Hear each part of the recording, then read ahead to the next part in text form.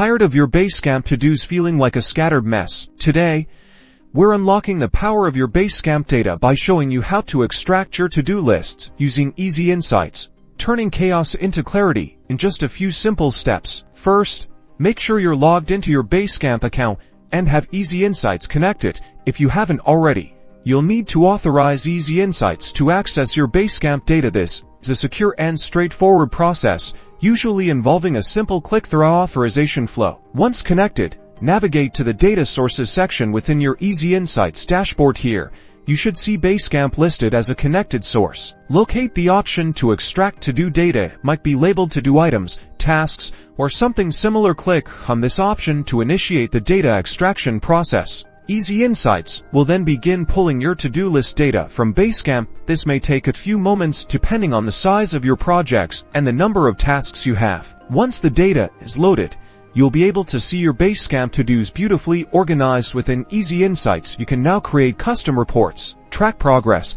identify bottlenecks, and gain valuable insights into your project workflows. That's all there is to it. With Easy Insights, managing your Basecamp to-dos becomes effortless, empowering you to make data-driven decisions and keep your projects on track.